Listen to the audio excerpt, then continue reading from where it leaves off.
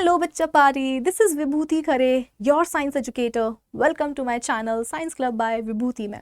और आज के इस लेक्चर में हम कंटिन्यू करने जा रहे हैं क्लास 10th बायोलॉजी का फर्स्ट चैप्टर लाइफ प्रोसेसेस।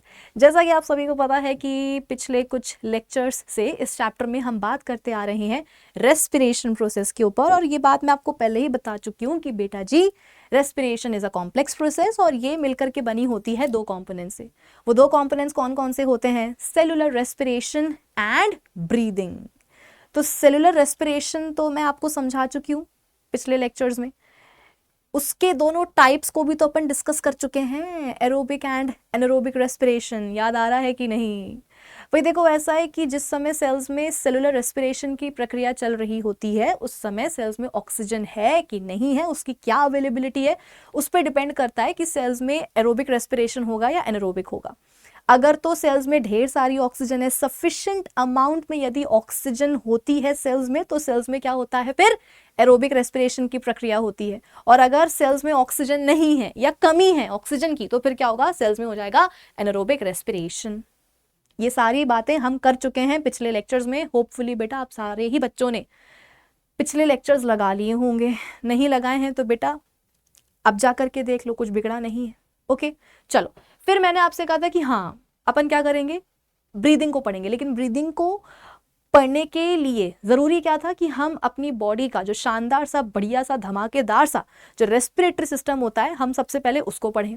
तो एग्जैक्टली हमने बेटा पिछले लेक्चर में यही किया है, हमने हमारा रेस्पिरेटरी सिस्टम पूरा पढ़ लिया है। अब जब रेस्पिरेटरी सिस्टम भी हम कवर कर चुके हैं तो अब हम क्या कर सकते हैं? ब्रीदिंग को समझ सकते हैं। तो बस वही करेंगे आज अपन समझेंगे बेटा ब्रीदिंग को। उसका पूरा मैकेनिज्म मैं आपको आज एक्सप्लेन करने वाली हूँ, ठीक है। और ये जो प्रोसेस चल रही है रेस्पिरेशन की ह्यूमन बींग्स में, आज अपन इसको फिनिश करने वाले हैं, पढ़ करके बिल्कुल निपटाने वाले हैं। हाँ, बिल्कुल सही सुना है तुमने। आज रेस्पिरेशन इन ह्यूमन बींग्स का जो टॉपिक है वो हम फिनिश करने वाले हैं और यही है हमारे आज के लेक्चर का टारगेट। बता दिया तुमको मैंने, ठीक है। अब आ जाओ ज़रा इसी टारगेट को अचीव करने के लिए हम शुरू करते हैं आज का हमारा सेशन। अच्छा हाँ, इससे पहले कि तुमको मैं ब्रीदिंग पढ़ाना शुरू करूँ, इसको जो पूरा इसका जो मैकेनिज्म है वो तुम्हें मैं एक्सप्लेन करूं, बेटा मैं ये चाहती हूँ ना कि मैं तुम्हें पिछले लेक्चर की कहानी का एक क्विक रिकैप दे दूं, ताकि तुम दोनों ही लेक्चर्स को ना प्रॉपरली रिलेट कर पाओ। मतलब तुम्हारा ही भला होगा। देखो मुझे तो क्या ही है, सब कुछ मोह माया है, लेकिन हाँ तुम्हारा भला हो इसलिए मैं चाहती हूँ कि मैं तुम्हें जल्दी से एक बार रिकैप दे देती हूँ पिछले लेक्चर का, ठीक है। भाई क्या किया था अपन ने पिछले लेक्चर में? अपना रेस्पिरेटरी सिस्टम ही पढ़ा था। तो आ जाओ अपन उसको रिवाइज करते हैं। और इसके लिए हमें क्या करना होगा? हमें बुलाना होगा मिस्टर पप्पू को, हमारे वॉलंटियर को। क्यों? क्योंकि उन्हीं का रेस्पिरेटरी सिस्टम हमने पिछले लेक्चर में पढ़ा था, तो रिवीजन भी उसी का करेंगे बेटा। भाई इंसान का रेस्पिरेटरी सिस्टम पढ़ा था पिछले लेक्चर में, तो कुत्ते का तो रिवाइज नहीं करेंगे, इंसान का ही रिवाइज करेंगे ना। आ जाओ, तो बुलाते हैं मिस्टर पप्पू जी को। अब तुम्हारे सामने आने वाले हैं बहुत ही हैंडसम से, डैशिंग से, चार्मिंग से पप्पू जी। नाक काफी भौंडी हो गई है, ठीक से बनाएंगे। अरे यार, इतनी तारीफ पहले कर दी कि अब ठीक से बन नहीं पा रहे हैं Pappu ji. Much better. Nose अभी भी खराब ही बनी है, बट ठीक है, कोई बात नहीं, चलता है। सुंदर से बाल पप्पू जी के, ब्लू कलर के, स्टाइलिश, ठीक है। स्टिंग भी क्या है एनीवेज चलो, तो ये हो गए हैं क्या हमारे मिस्टर पप्पू जी। अच्छा हाँ, पप्पू जी को आप देख कैसे रहे हो? उनके रेस्पिरेटरी सिस्टम को आप देख कैसे रहे हो? ऐसे। कहने का मतलब ये है कि आपके सामने जो मिस्टर पप्पू जी हैं वो ऐसे खड़े हुए हैं, ठीक है। तो तुम्हें उनका जो रेस्पिरेटरी पैसेज है वो ऐसे ही नजर आने वाला है। तो बात को समझना। चलो शुरुआत करते हैं बेटा। शुरुआत होती है नोस्ट्रिल्स के साथ। हर इंसान के साथ, हर इंसान के साथ नहीं, हर इंसान के पास। मिस्टर पप्पू भी कौन है? इंसान ही है। तो हर इंसान के पास, इंक्लूडिंग पप्पू जी, नाक में होते हैं उनके दो नोस्ट्रिल्स, एक ये वाला, एक ये वाला। अरे भाई हर किसी के पास दो छेद होते हैं ना नाक में, उनको अपन नोस्ट्रिल्स ही बोलते हैं। तो ये हो गया एक नोस्ट्रिल पप्पू जी का, अब ये मत बोलना कि मैम एक ही दिख रहा है, एक ही है क्या इनके पास? अरे नहीं भाई, दोनों है। मैंने क्या बोला? पप्पू जी तुम्हारे सामने ऐसे खड़े हुए हैं, ठीक है, तो तुम्हें उनका जो रेस्पिरेटरी पैसेज है वो ऐसा नजर आ रहा है, ऐसा इनका मुंह घुमा दोगे तो दोनों दिख जाएंगे, लेकिन अभी एक ही दिखेगा, ठीक है। चलो, अब ये जो नोस्ट्रिल है बेटा, ये ओपन होता है एक नेजल कैविटी में, ये वाला जो है दूसरा वाला नोस्ट्रिल, ये ओपन होता है दूसरी नेजल कैविटी में। तो कुल मिलाकर के दो नेजल कैविटीज होती है, मेरे कहने का मतलब ये है, ठीक है। ये खुलेगा एक नेजल कैविटी में, ये खुलेगा दूसरी नेजल कैविटी में, तो दो नेजल कैविटीज होती हैं, और दोनों ही नेजल कैविटीज को मिला करके अपन नेजल पैसेज भी बोलते हैं, ठीक है। तो मैं यहाँ पे बना देती हूँ nasal cavity, nasal cavity.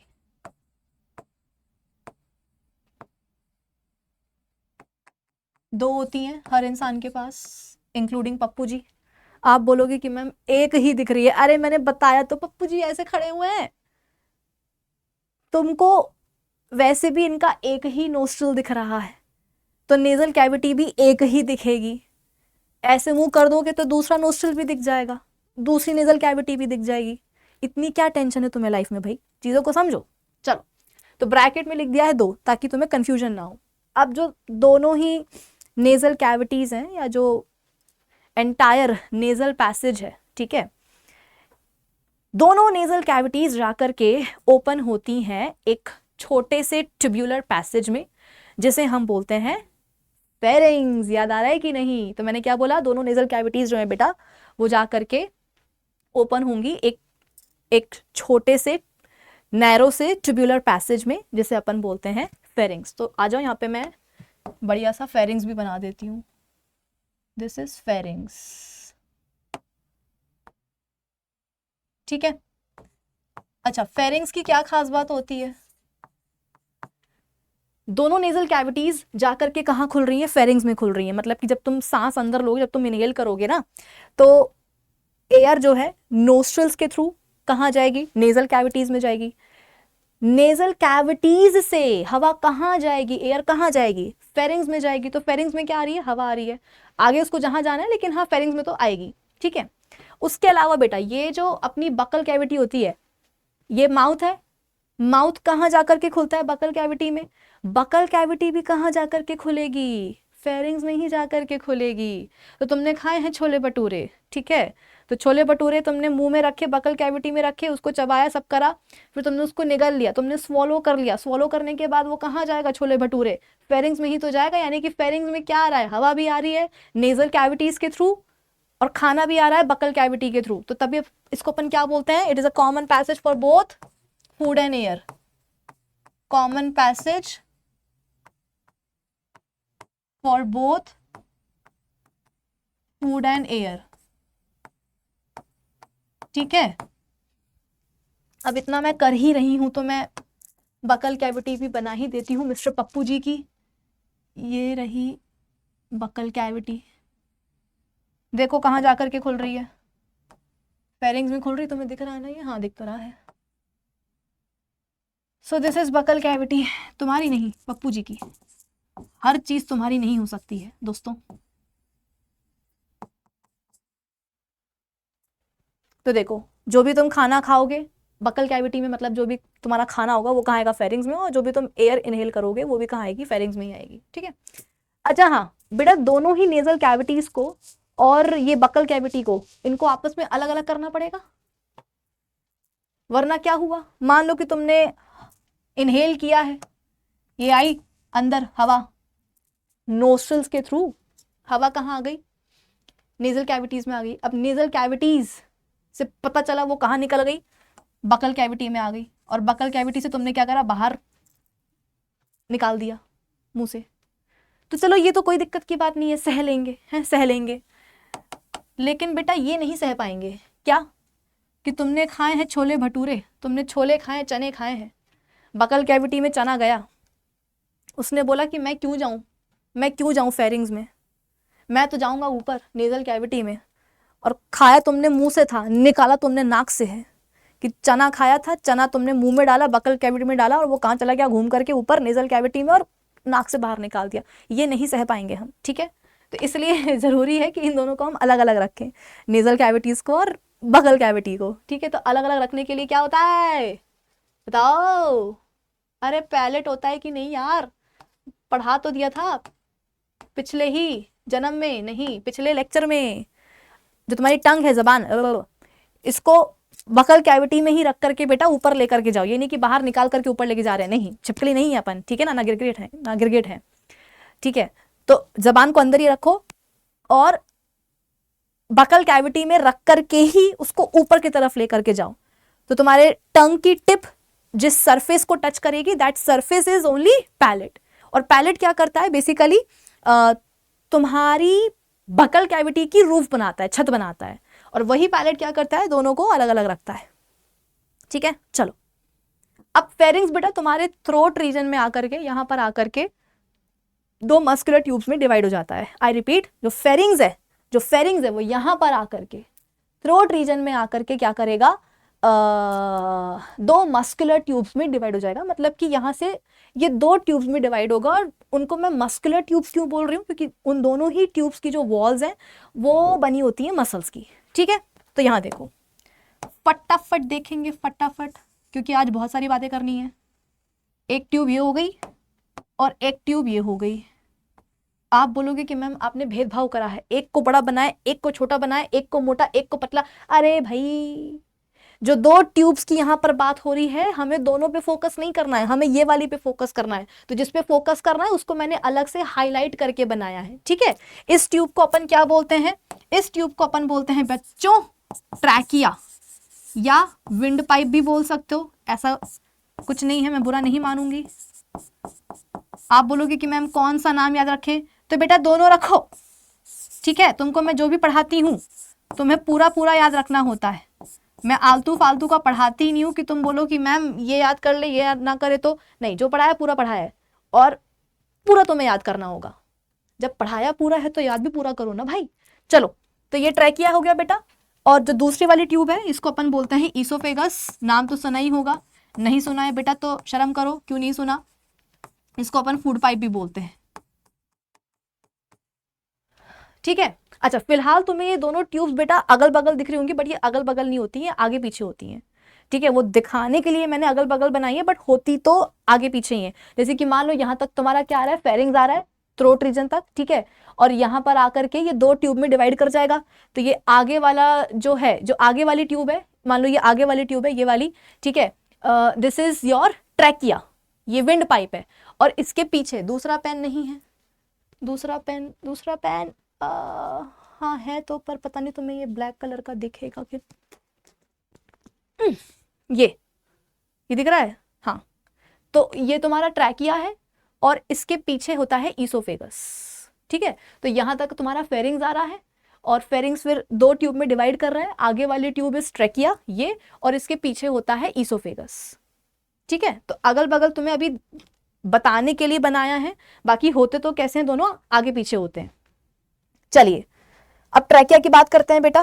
Trachea क्या है, मस्कुलर ट्यूब ही है, जो वॉल्स है इसकी वो मसल्स की ही बनी होती हैं, ठीक है। ट्रैकिया का जो एंटीरियर एंड होता है बेटा, ट्रैकिया का, विंड पाइप का जो एंटीरियर एंड होता है, मतलब जो ऊपर वाला एंड है इसका, यहां पर पाया जाता है लैरिंग्स, ठीक है। ये ट्रैकिया का जो एंटीरियर एंड है, एंटीरियर एंड मतलब आगे वाला जो एंड है इसका, यहां पर ये पाया जाता है क्या, लैरिंग्स। फेरिंग्स नहीं है बेटा, कंफ्यूज नहीं होना है, लैरिंग्स है, लैरिंग्स, ठीक है। फेरिंग्स तो ऊपर निकल गया, अब हम नीचे आ रहे हैं तो मिलेगा लैरिंग्स। इसको अपन वॉइस बॉक्स भी बोलते हैं, क्यों, क्योंकि इसके अंदर पाए जाते हैं वोकल कॉर्ड्स। वोकल कॉर्ड्स क्या होते हैं, दो ऐसे मेम्ब्रेन के बने हुए फ्लैप्स होते हैं, उनके बीच में से जब हवा गुजरती है तो वो ऐसे वाइब्रेट कर जाते हैं। जब वो वाइब्रेट करते हैं तो आवाज प्रोड्यूस हो जाती है, साउंड प्रोड्यूस हो जाती है। तो क्योंकि लैरिंग्स में वोकल कॉर्ड्स होते हैं, वोकल कॉर्ड्स से ही हमारी आवाज पैदा होती है, इसलिए लैरिंग्स को अपन वॉइस बॉक्स भी बोलते हैं। ये मैं आपको पिछले लेक्चर में बता भी चुकी हूँ, पिक्चर फिर से देख लेते हैं, ऐसी कोई बुरी बात तो नहीं है। ये देखो, ये दिख रहा है तुमको, ये वाला और ये वाला, ये दोनों क्या है बेटा, वोकल कॉर्ड्स हैं। मेम्ब्रेन लाइक स्ट्रक्चर्स होते हैं, मेम्ब्रेनस आप बोल सकते हो कि फ्लैप्स होते हैं। इनके बीच में आपको ये जगह दिख रही है, जब इससे हवा गुजरेगी ना तो ये ऐसे वाइब्रेट कर जाएंगे। और क्लास 9th में तुम लोग पढ़ के आए हो कि वाइब्रेशंस से ही क्या होता है, साउंड प्रोड्यूस होती है। तो जब ये वाइब्रेट करेंगे तो आवाज पैदा हो जाएगी। ठीक है, चलो अब यहाँ पर देखो, मेरी बात सुनो। तुमने जो एयर इनहेल करी है बेटा जी, ठीक है, तुमने जो एयर इनहेल करी है नोस्ट्रल से कहाँ आ गई है, नेजल कैविटीज में आ गई है। नेजल कैविटीज से कहाँ आएगी, फेरिंग्स में आएगी। फेरिंग्स से उसको जाना कहाँ है, उसको जाना है ट्रैकिया में, विंड पाइप में, है ना। फेरिंग से कहाँ जाना है, उसको विंड पाइप में जाना है, ट्रैकिया में जाना है।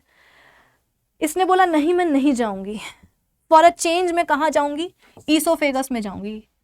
तो हमने बोला जा, जो करना है करो, हमें क्या मतलब है, आई बड़ी। तो ये तो हम सह लेंगे बेटा, लेकिन अगर इसका उल्टा हो गया तो वो नहीं सह पाएंगे। मतलब कि तुमने खाए हैं क्या, छोले भटूरे, तुमने छोला खाया है। अब छोला तुम्हारे कहाँ था, बकल कैविटी में था। बकल कैविटी से तुमने क्या करा, उसको स्वॉलो किया, कहाँ आ गया, वो फेरिंग्स में आ गया। अब उसको जाना कहाँ है, छोले को, उसको जाना है तुम्हारे ईसोफेगस में, फूड पाइप में जाना है बेटा, छोले को। ठीक है, वैसे भी छोला क्या है, प्रोटीन रिच होता है। तो फेरिंग से निकल करके उसको जाना है ईसोफेगस में। ईसोफेगस से वो कहाँ जाएगा, स्टमक में जाएगा। स्टमक में क्या होती है, गैस्ट्रिक ग्लैंड्स बनाती हैं गैस्ट्रिक जूस, जिसमें होता है पेप्सिनोजन एंजाइम। HCl उसको कन्वर्ट करता है पेप्सिन में, और पेप्सिन क्या होता है, प्रोटियोलिटिक एंजाइम होता है। याद करो, समझाया मैंने। ये पेप्सिन एंजाइम क्या करेगा, ये जो भी तुम्हारा खाने में प्रोटीन आया है स्टमक में, उसको तोड़ देगा इनटू पेप्टोन्स एंड प्रोटियोजेस। याद करो ना, क्यों नहीं करते हो याद बेटा, रिवीजन तो देखो ऐसे ही होता है। बायोलॉजी है, बायोलॉजी में सारे सिस्टम्स कहीं ना कहीं जाकर के ना जुड़ ही जाते हैं, रिलेट हो ही जाते हैं। तो देखो हमने कहां से हम कहां पहुंच गए, कि खाया था हमने छोले भटूरे, छोला गया स्टमक में। स्टमक में क्या है, गैस्ट्रिक जूस, पेप्सिनोजन एंजाइम है। HCl ने जाकर के उसको मुक्का मारा, वो पेप्सिन में कन्वर्ट हो गया। पेप्सिन ने क्या करा, छोले में जो प्रोटीन्स है उनको तोड़ दिया, किसमें, पेप्टोन्स एंड प्रोटियोजेस में। ठीक है, तो जाना कहाँ है, उसको कहने की बात ये है बेटा कि उसको जाना है ईसोफेगस में। लेकिन उसने बोला नहीं मैं नहीं जाऊंगा, मैं नहीं जाऊंगा। मैं कहाँ जाऊंगा, मैं जाऊंगा ट्रैकिया में। मैं तो जाऊंगा ट्रैकिया में, क्योंकि यहाँ पे आकर के उसको रियलाइज होगा कि भाई आगे जाने के तो 2 रास्ते हैं, ईसोफेगस भी है, ट्रैकिया भी है। ट्रैकिया भी है तो मैं ईसोफेगस में क्यों जाऊं, हर बार तो मैं वहीं जाता हूं, इस बार मैं ट्रैकिया में जाऊंगा। तो ट्रैकिया में आगे बेटा तुम्हारा छोला, और छोला कहाँ गया, फिर लंग्स में गया। तो लंग्स ने बोला कि ओ माय गॉड, हम क्या करें इसका, हमें नहीं आता, इसको क्या करें, भगाओ इसको। तो बेटा ये मजाक की बात, मतलब अलग है। खाना कभी भी ट्रैकिया में नहीं जाना चाहिए, क्योंकि ट्रैकिया में अगर खाना चला गया तो वहां जाकर के वो फंस जाएगा, सफोकेशन से इंसान सफोकेट हो जाएगा, मर जाएगा, डेथ हो जाती है बेटा। ठीक है, तो ऐसा नहीं करना चाहिए, होना भी नहीं चाहिए। इसीलिए जो ट्रैकिया का जो माउथ होता है, जो उसकी ओपनिंग होती है, बेसिकली उसको अपन क्या बोलते हैं, ग्लॉटिस बोलते हैं बेटा। जो इसकी ये ओपनिंग दिख रही है आपको, ये ट्रैकिया की क्या है, ओपनिंग है, इसका मुंह है, इसको अपन बोलते हैं ग्लॉटिस। जगह नहीं है, कहां लिखूं, यहां लिख देती हूं, इसको अपन बोलते हैं ग्लॉटिस। ठीक है, इसके ऊपर क्या होता है, कार्टिलेज का बना हुआ एक फ्लैप, ढक्कन पाया जाता है। ठीक है ना, कार्टिलेज का बना हुआ, कार्टिलेज क्या है बेटा, एक तरह का कनेक्टिव टिश्यू, तुम लोगों ने 9th में पढ़ रखा होगा। तो कार्टिलेज का बना हुआ एक फ्लैप लाइक स्ट्रक्चर होता है ग्लॉटिस के ऊपर, इसे अपन बोलते हैं एपीग्लॉटिस। इसको अपन बोलते हैं बेटा एपीग्लॉटिस। ठीक है, दिस इज एपीग्लॉटिस। ग्लॉटिस के ऊपर तो एपीग्लॉटिस ही होगा ना, एपीग्लॉटिस। इसका काम क्या होता है कि जैसे ही खाना फेरिंग से उतर करके कहां आ रहा है, नीचे आ रहा है, ये तुरंत क्या करेगा, नीचे झुक जाएगा, ढक्कन है ना तो नीचे झुक जाएगा, ताकि जो इसका ट्रैकिया की जो ओपनिंग है, जो इसका माउथ है ग्लॉटिस, वो बंद हो जाए। जैसे कि मान लो ये ट्रैकिया है, ठीक है, ये ट्रैकिया है, ट्रैकिया की ये ओपनिंग है ग्लॉटिस, और ये एपीग्लॉटिस है। तो जैसे ही खाना उतर होगा ना, ये बंद हो जाएगा, ताकि ट्रैकिया के अंदर जाने का रास्ता ही बंद हो जाए। तो अल्टीमेटली खाने को कहां जाना पड़ेगा, ईसोफेगस में जाना पड़ेगा। ठीक है, तो ये safety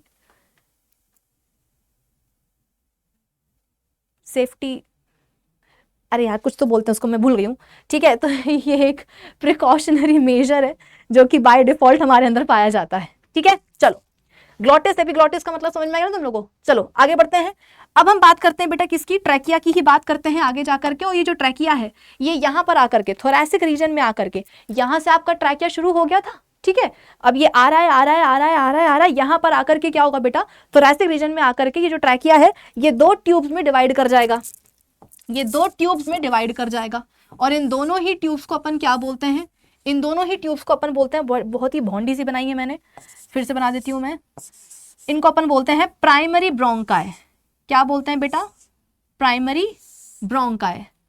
these are primary bronchi. एक ट्यूब को बोलेंगे ब्रोंकस, दोनों को प्लूरल है तो क्या बोलेंगे, ब्रोंकाई बोलेंगे। तो ट्रैकिया यहां पे आकर के डिवाइड हो गया है दो ट्यूब्स में, जिनको अपन बोलते हैं ब्रोंकाई, प्राइमरी ब्रोंकाई। ठीक है, ये दोनों ही प्राइमरी ब्रोंकाई जो होंगे बेटा, ये एक एक लंग में एंटर कर जाएंगे। ठीक है, अपने पास दो फेफड़े होते हैं, एक ये रहा एक ये रहा। ठीक है, तो देखो दोनों ब्रोंकस, ये वाला जो ब्रोंकस है ये चला गया लेफ्ट लंग में, और ये वाला जो ब्रोंकस है ये चला गया राइट लंग में। ठीक है, अब लंग्स के अंदर जाने के बाद क्या होता है, फटाफट से अपन देख तो चुके हैं, रिवाइज कर लेते हैं। मान लो ये आपका लंग है, एक लंग है। देखो जो एक लंग की कहानी है, जो एक प्राइमरी ब्रोंकस की कहानी है बेटा, वही कहानी दूसरे प्राइमरी ब्रोंकस की भी होगी, वही कहानी दूसरे लंग की भी होगी, है ना। तो ये मत बोलना कि मैम आपने एक के बारे में बताया, दूसरे के बारे में कौन बताएगा। अरे जो एक की कहानी बेटा, वही कहानी दूसरे की भी है। ठीक है, अब यहाँ देखो, ये आपका क्या आया, ये आया प्राइमरी ब्रोंकस, प्राइमरी ब्रोंकस। अब ये आगे जाकर के बेटा, मतलब लंग में तो एंटर कर ही चुका है ये। ठीक है, ये लंग में तो एंटर कर ही चुका है। अब लंग के अंदर आने के बाद ये और पतली पतली ट्यूब्स में डिवाइड कर जाएगा, जिनको अपन क्या बोलेंगे, जिनको अपन बोलेंगे सेकेंडरी ब्रोंकाई। क्या बोलेंगे, सेकेंडरी ब्रोंकाई बोलेंगे। ये हो गए आपके सेकेंडरी ब्रोंकाई।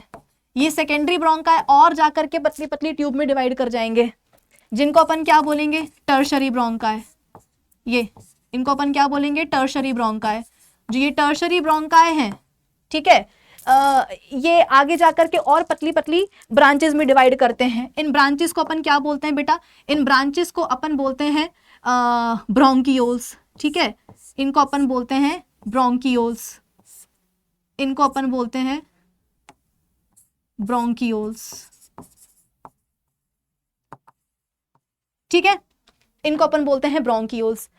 ये जो ब्रोंकियोल्स हैं ये आगे जाकर के और पतली पतली ट्यूब में डिवाइड, मतलब दिमाग में आपके ये आ रहा होगा कि मैम ये है क्या, है ना, ये टर्शरी सेकेंडरी ब्रोंकियल ये सब क्या है बेटा, ये पतली पतली ट्यूब्स हैं। देखो ट्यूब की शुरुआत ही कहां से हो रही है, फेरिंग से हो रही है, फिर आपका ये ट्रैकिया आ गया, ये भी क्या है, मस्कुलर ट्यूब है। ट्रैकिया यहां पर आकर के थोरैसिक रीजन में आकर के दो और पतली ट्यूब में डिवाइड कर गया, जिनको अपन प्राइमरी ब्रोंकाई बोल रहे हैं। ठीक है, ये जो प्राइमरी ब्रोंकस है ये लंग के अंदर आ गया और पतली पतली ट्यूब में ब्रांचेस में डिवाइड हुआ, जिनको अपन ने सेकेंडरी ब्रोंकाई बोला। सेकेंडरी ब्रोंकाई और पतली पतली ट्यूब्स में डिवाइड कर गए, जिनको अपन ने टर्शरी ब्रोंकाई बोला। टर्शरी ब्रोंकाई और क्या कर रहे हैं, पतली पतली ट्यूब्स में डिवाइड हो रहे हैं, जिनको अपन क्या बोल रहे हैं, ब्रोंकियोल्स बोल रहे हैं। ठीक है, तो ये secondary bronchi, tertiary bronchi, bronchioles, ये सब क्या है बेटा, ये पतली पतली ट्यूब्स हैं।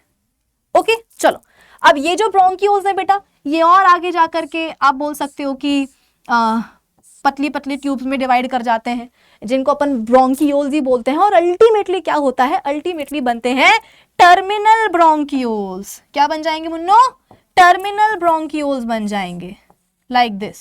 ठीक है, बन जाएंगे टर्मिनल ब्रोंकियोल्स। अब आप बोलोगे कि मैम टर्मिनल ब्रोंकियोल का क्या मतलब है, देखो टर्मिनल जो वर्ड है बेटा, एक मिनट में पहले लिख लूं फिर बताती हूँ। टर्मिनल जो वर्ड है ये कहां से आया, ये वर्ड आया टर्मिनेट से। टर्मिनेट का मतलब क्या होता है कि खत्म हो जाना। जैसे कि अपन वो स्टेशन पे नहीं लिखा होता, मेट्रो स्टेशन पे कि ट्रेन टर्मिनेट्स हेयर, यानी कि ट्रेन यहाँ पर खत्म होती है, इस स्टेशन के आगे वो नहीं जाएगी। तो वैसे यहाँ पर क्या हो रहा है बेटा, टर्मिनल ब्रोंकियोल्स बन रहे हैं, यानी कि अब आगे फर्दर और ब्रोंकियोल्स नहीं बनेंगे। ठीक है, तो primary bronchus, secondary bronchi, divide हुए बने टर्शरी ब्रोंकाई, टर्शरी ब्रोंकाई और डिवाइड हुए तो क्या बन गए, ब्रोंकियोल्स। ये ब्रोंकियोल्स और डिवाइड होते जा रहे हैं तो और ब्रोंकियोल्स बनते जा रहे हैं, अल्टीमेटली क्या बन जाएंगे, टर्मिनल ब्रोंकियोल्स बन जाएंगे।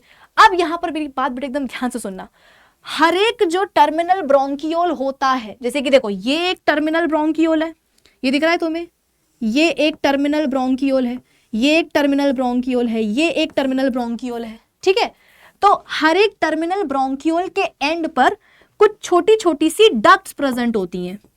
जैसे कि ये तुम्हें दिख रहा है, ये वाला टर्मिनल ब्रोंकियोल, ठीक है।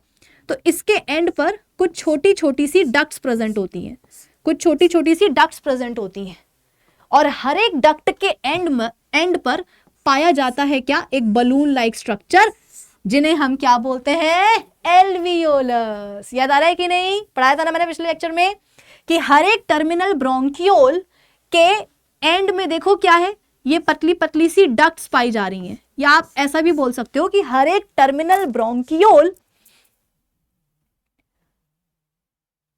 खुलता है कुछ छोटी छोटी डक्ट्स में, ऐसा भी बोल सकते हो कि हर एक टर्मिनल ब्रोंकियोल खुलता है ये छोटी छोटी डक्ट्स में, और हर एक डक्ट के एंड में लगे होते हैं ये बलून लाइक स्ट्रक्चर, जिन्हें हम बोलते हैं एल्वियोलस। ये भी एल्वियोलस है, ये भी, तो मिला करके प्लूरल क्या बन जाएगा, एल्वियोलाई, ठीक है, एल्वियोलाई। और इन डक्ट्स को क्या बोलेंगे, छोटी छोटी डक्ट्स को, इनको अपन बोलते हैं बच्चों एल्वियोलर डक्ट्स, एल्वियोलर डक्ट्स, ठीक है। तो ये पूरा तुम्हें समझ में आ गया कि primary bronchi, secondary bronchi, tertiary bronchi, bronchioles, आखिरी में क्या आ गए, टर्मिनल ब्रोंकियोल्स। हर एक टर्मिनल ब्रोंकियोल जाकर के ओपन होगा कुछ छोटी छोटी डक्ट्स में, और हर एक डक्ट के एंड में लगे होंगे ये बलून लाइक स्ट्रक्चर, जिन्हें हम बोलते हैं एल्वियोलाई, और इन डक्ट्स को अपन बोलते हैं एल्वियोलर डक्ट्स। बेटा मेन जो काम करने वाले हैं ना लंग्स में, वो ये एल्वियोलाई होते हैं। आपको पता है हमारे दोनों लंग्स में मिला करके 300 मिलियन एल्वियोलाई होते हैं, दोनों फेफड़ों में मिला करके 300 मिलियन एल्वियोलाई होते हैं। जरा सोचो कितने सारे, हम सब क्या है, मिलेनियर्स हैं नेफ्रॉन्स और ये एल्वियोलाई के रिस्पेक्ट में। 300 मिलियन एल्वियोलाई होते हैं हमारी दोनों लंग्स में, ठीक है।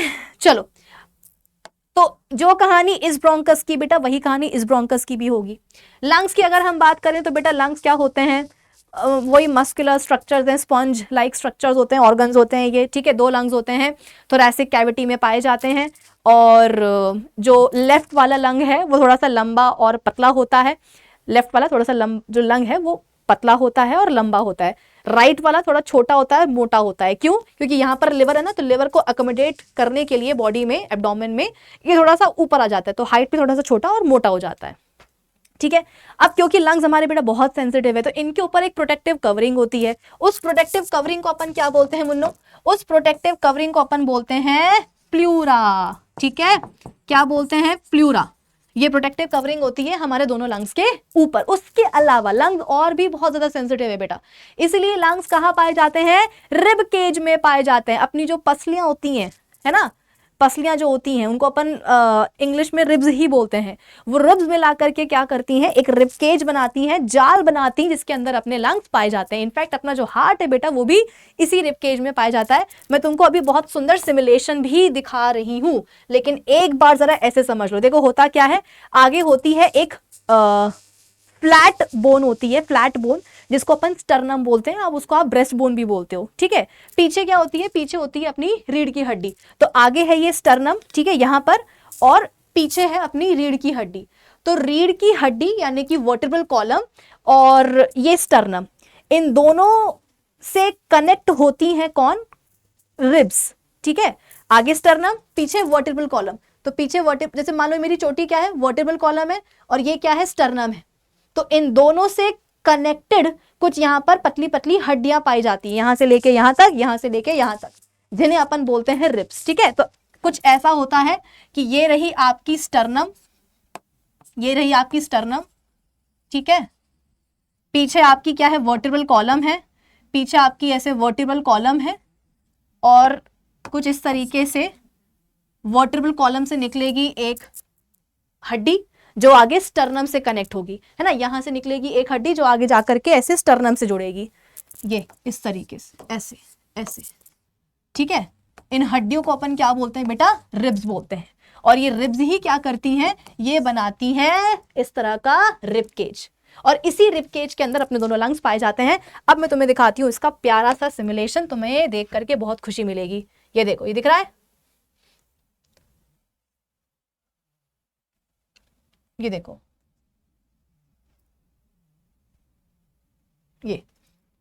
ये मतलब ये दिख रही तुम्हें, ये स्टर्नम है, ठीक है।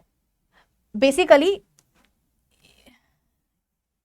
यहां पर होती है वर्टिब्रल कॉलम, ये है तुम्हारी स्टर्नम, ये स्टर्नम है, ये वर्टिब्रल कॉलम है, और देखो दोनों से कनेक्टेड क्या है, ये हड्डियां हैं, इन्हें अपन बोलते हैं रिब्स, ठीक है।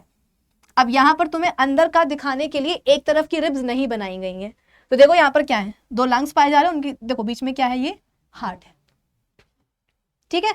उसके अलावा यहां पर देखो बेटा, यहां पर तुम्हें ट्रैकिया दिख रहा होगा, ट्रैकिया दिख रहा है, और हाँ ट्रैकिया के ऊपर देखो बेटा, यहाँ पर क्या है, वो सी शेप की कार्टिलेजनस रिंग्स हैं जो पाई जाती हैं, है ना, ताकि जो मस्कुलर वॉल्स हैं ट्रैकिया की वो कोलैप्स ना हो जाए।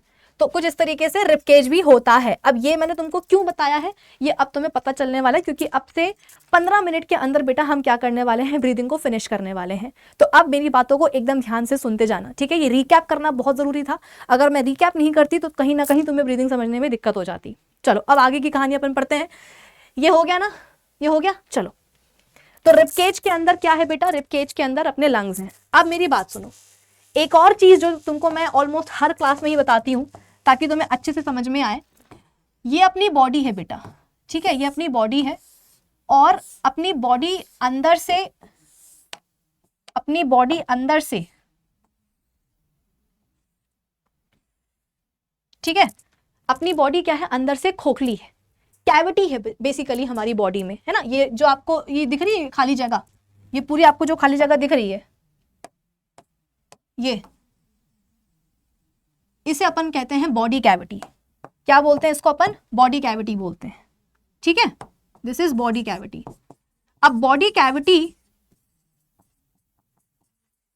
कैविटी को दो पार्ट्स में डिवाइड करने के लिए यहां पर एक मस्कुलर पार्टीशन पाया जाता है। ये इस मस्कुलर पार्टीशन को अपन बोलते हैं बेटा डायफ्राग्म। क्या बोलते हैं, डायफ्राग्म। तुम्हें बात समझ में आ रही है? ये हमारी बॉडी है, यहां से लेकर के यहां तक, अब तुम्हें नीचे मेरा हाथ नहीं दिख रहा होगा, यहां से लेकर के यहां तक बेटा क्या है, एक खाली जगह है हमारी बॉडी में जिसे अपन बोलते हैं बॉडी कैविटी।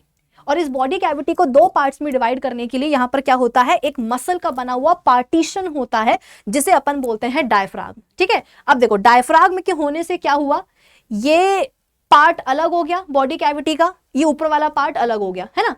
इस पार्ट को अपन बोलते हैं बेटा थोरैसिक कैविटी। इसको अपन क्या बोलते हैं, इसे अपन बोलते हैं थोरैसिक कैविटी।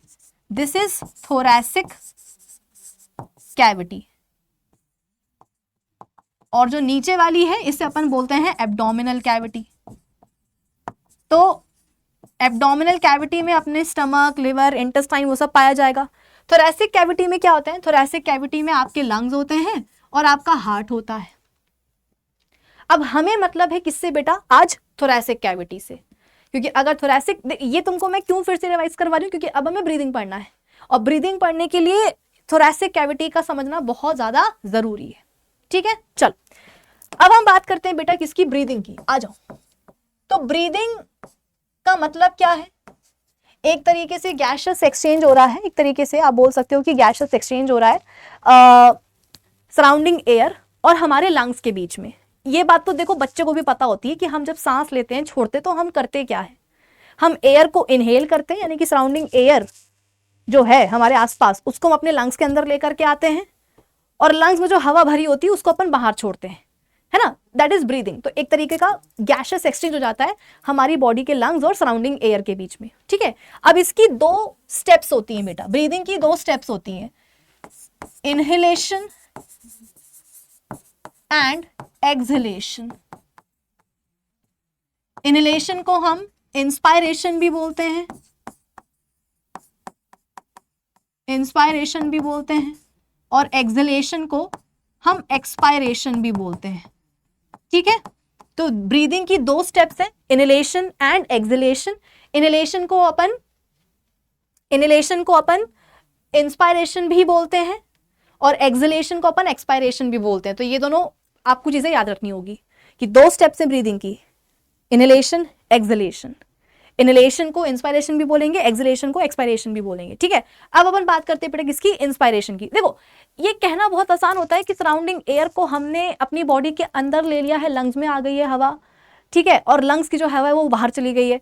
कभी तुमने दिमाग लगाया कि यार सराउंडिंग एयर में जो एयर है वो लंग्स के अंदर आएगी ही क्यों, या हमारे लंग्स में जो हवा है वो बाहर जाएगी ही क्यों? कभी तुमने सोचा है ऐसा?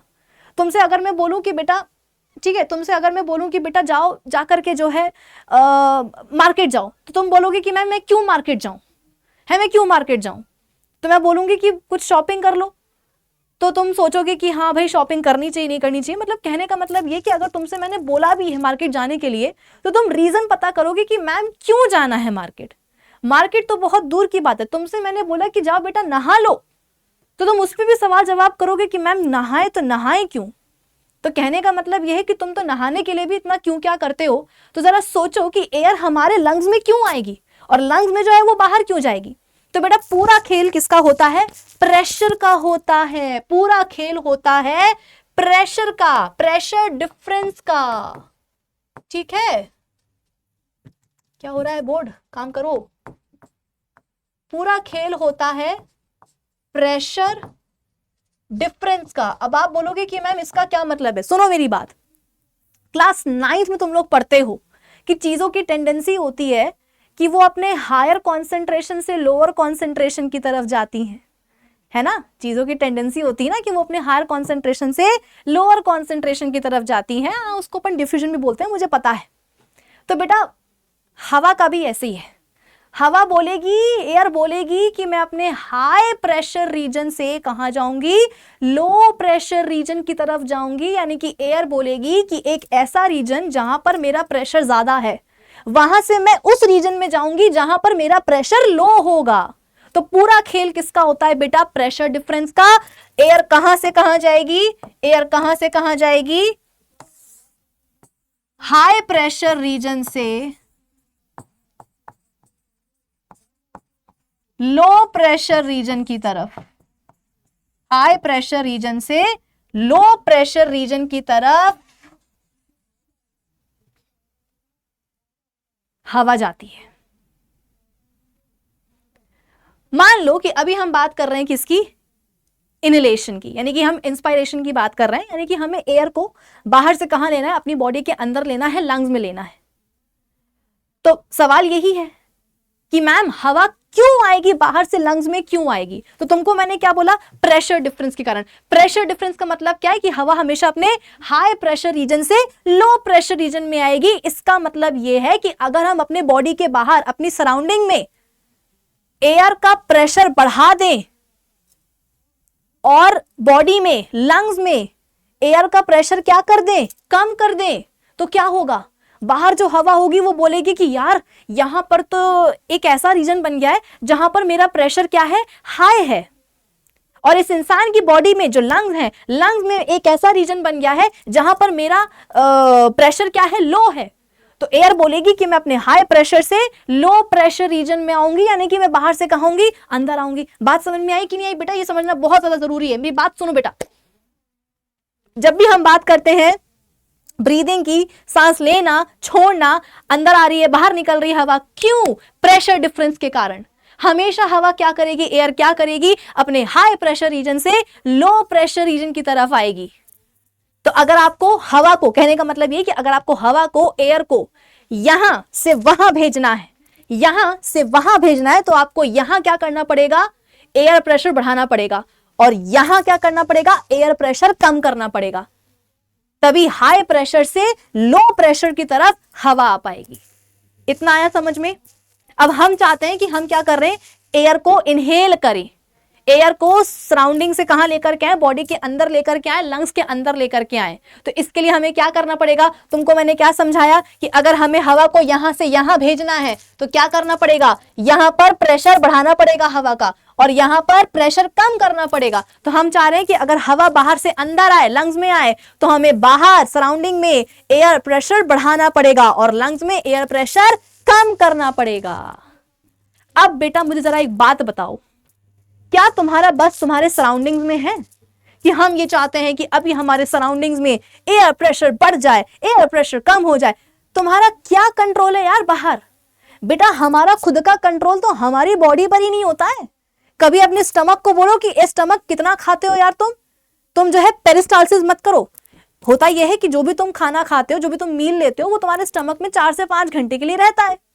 जहां वो खाना नीचे खिसका, स्मॉल इंटेस्टाइन में गया, तो मैं फिर से भूख लगनी शुरू हो जाती है। तो तुम कभी अपने स्टमक को बोलो कि स्टमक खाना जो है नीचे धीरे धीरे भेजा करो, ताकि जो ना जल्दी जल्दी हम खाना ना खाएं। मम्मी डांटती हैं कि तुम कितना खाते हो।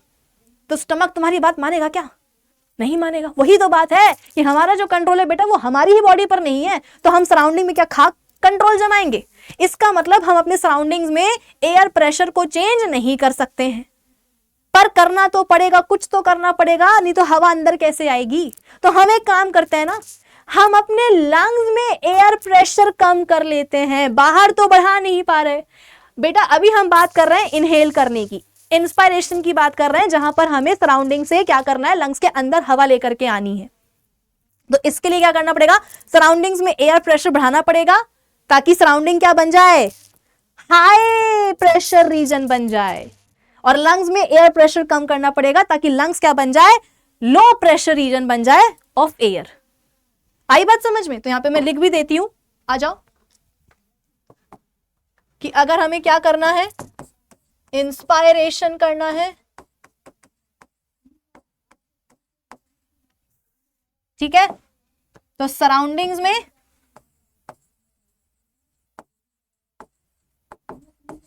और ये तुम्हारे लंग्स हैं, तो सराउंडिंग्स क्या होने चाहिए बेटा, हाई प्रेशर रीजन, और तुम्हारे लंग्स क्या होने चाहिए, लो प्रेशर रीजन, लो प्रेशर रीजन। ठीक है, सराउंडिंग होने चाहिए हाई प्रेशर रीजन एयर का, और लंग्स होने चाहिए लो प्रेशर रीजन। अब वही बात है कि सराउंडिंग्स में कैसे प्रेशर चेंज करें एयर का, नहीं कर सकते, लेकिन लंग्स में तो कर सकते हैं। लंग्स में तो हम क्या करेंगे बेटा, एयर प्रेशर को कम कर सकते हैं। आप बोलोगे मैम लंग्स में भी कैसे करेंगे, तो मेरी बात सुनो बेटा, बात सुनो। प्रेशर और वॉल्यूम का ना इनवर्स रिलेशन होता है, प्रेशर और वॉल्यूम का इनवर्स रिलेशन होता है, यानी कि अगर किसी रीजन की वॉल्यूम ज्यादा है तो वहां पर प्रेशर कम होगा, और अगर किसी रीजन में वॉल्यूम कम है तो प्रेशर वहां पर ज्यादा होगा।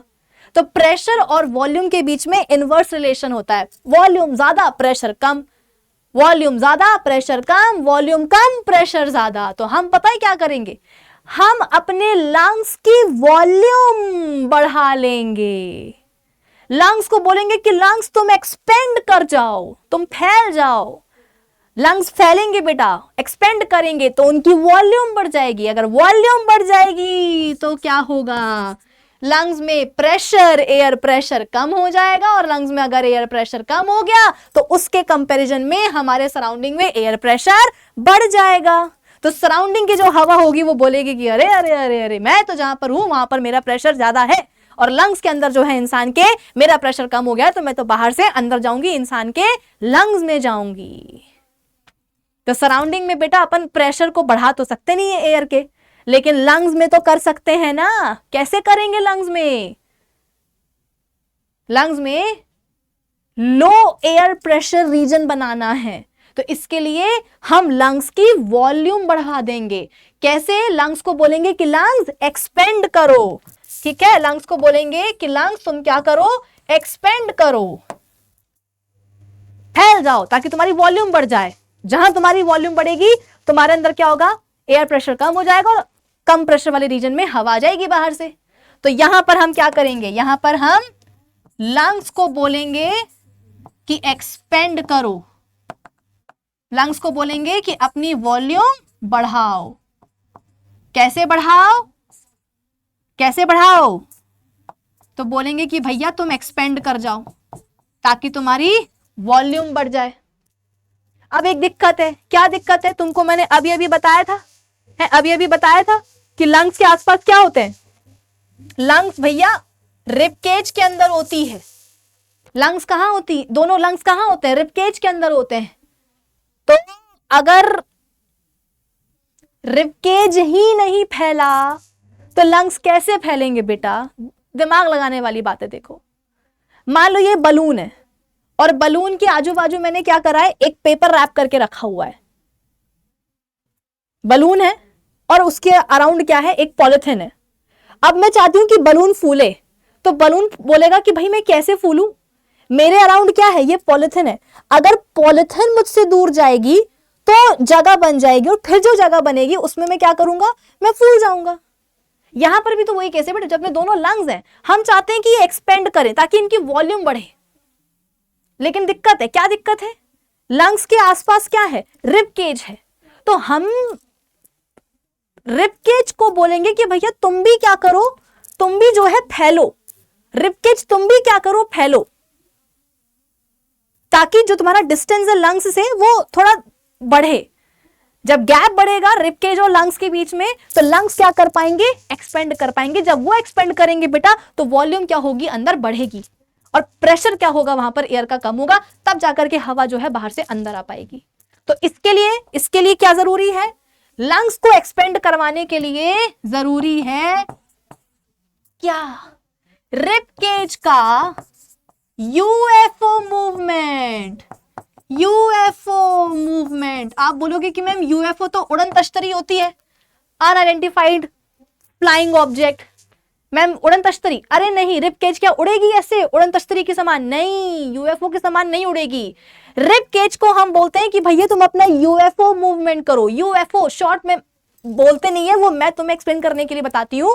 यू का मतलब होता है अपवर्ड्स, एफ का मतलब होता है फॉरवर्ड, ओ का मतलब होता है आउटवर्ड्स। यू मतलब अपवर्ड्स यानी कि ऊपर की तरफ, एफ मतलब फॉरवर्ड यानी कि आगे की तरफ, ओ मतलब आउटवर्ड्स यानी कि बाहर की तरफ। हम रिब केज को बोलते हैं कि भैया तुम क्या करो, ऊपर उठो, आगे बढ़ो और आगे आओ। जैसे ये रिब केज है, ये रिब केज है, मान लो मैं कौन हूं, मैं लंग हूं, और ये रिब केज है, तो हम इस रिब केज को बोलेंगे कि भैया अपवर्ड्स ऊपर उठो, फॉरवर्ड आगे आओ, आउटवर्ड्स मतलब बाहर की तरफ। तो देखो रिब केज क्या हुआ, इसका यूएफओ मूवमेंट हुआ, तो देखो लंग्स और रिब केज की में जगह आ गई। अब इसी गैप का फायदा उठा करके जो लंग है वो भी क्या करेगा, एक्सपैंड करेगा, तो अंदर वॉल्यूम बढ़ जाएगी। आ रही बात समझ में? तो ये यू मतलब होता है अपवर्ड्स, एफ मतलब फॉरवर्ड्स, एंड ओ मतलब आउटवर्ड्स।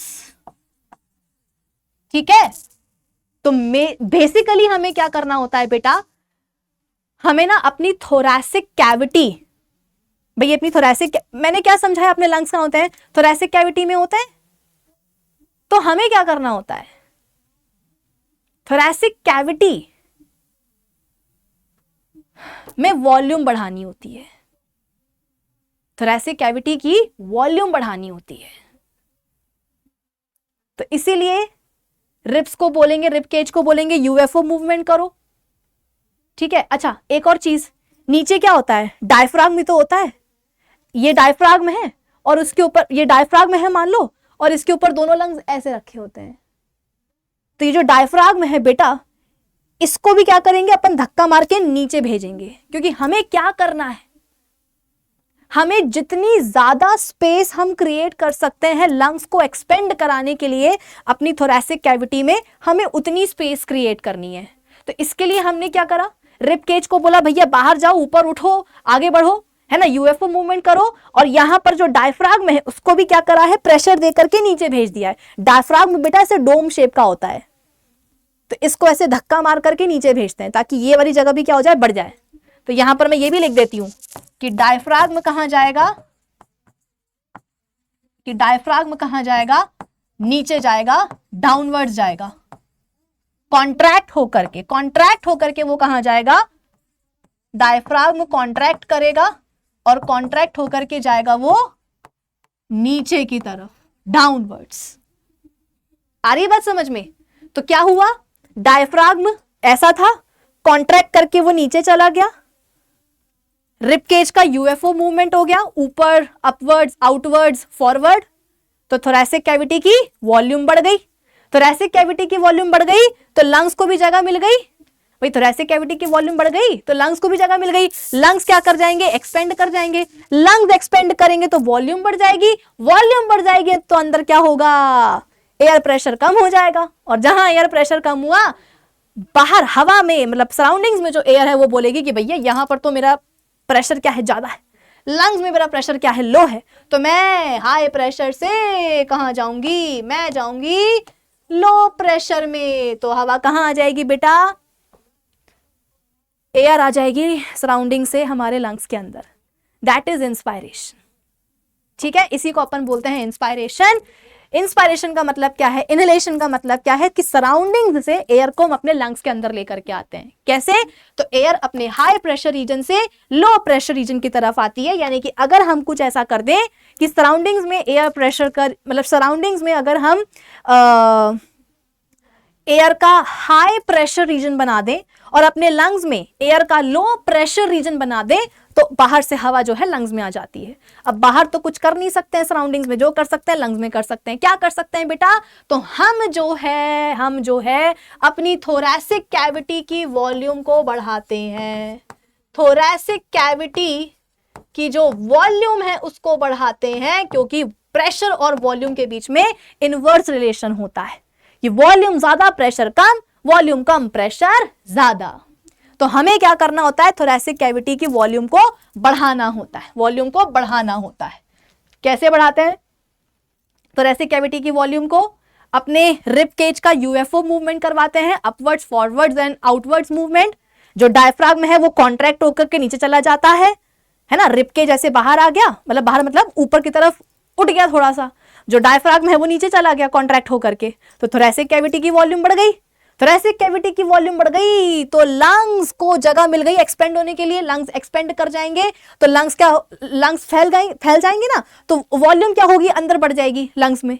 और अगर वॉल्यूम बढ़ गई तो अंदर क्या होगा, प्रेशर जो है हवा का कम हो जाएगा, और जहां प्रेशर कम हुआ तो बाहर से हवा अंदर आ जाएगी। That is inspiration. ठीक है, चलो अब इसी का उल्टा होता है बेटा कहां, एक्सपायरेशन में। इसी का उल्टा होता है एक्सपायरेशन में। अब तुम्हें क्या करना है, एक्सपायरेशन में तुम्हें क्या करना है, लंग्स में जो एयर भरी हुई है तुम्हें उसको बाहर निकालना है।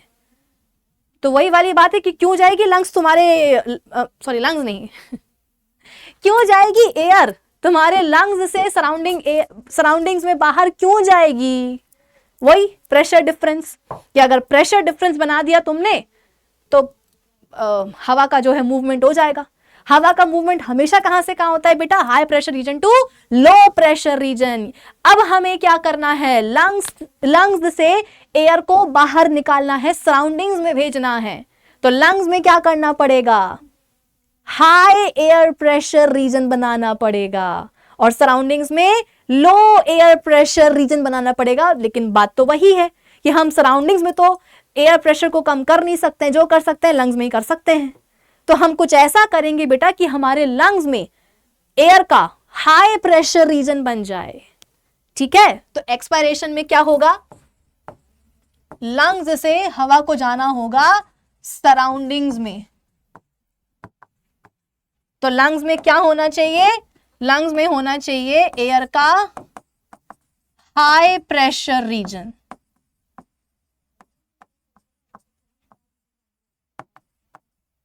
और सराउंडिंग्स में एयर का होना चाहिए लो प्रेशर रीजन।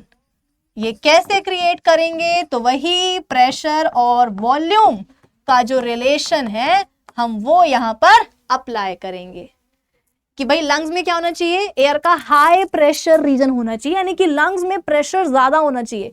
लंग्स में प्रेशर ज्यादा होने का मतलब क्या है कि वॉल्यूम लंग्स की कम करनी पड़ेगी।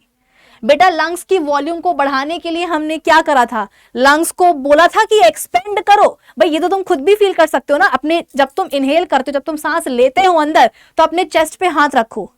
जब तुम इनहेल करते हो तो तुम देखो तुम्हारा जो रिब केज है वो ऐसे ऊपर की तरफ उठ रहा है कि नहीं उठ रहा है, और जब तुम एक्सहेल करते हो तो यही रिब केज तुम्हारा वापस आता है, नीचे की तरफ आता है कि नहीं आता।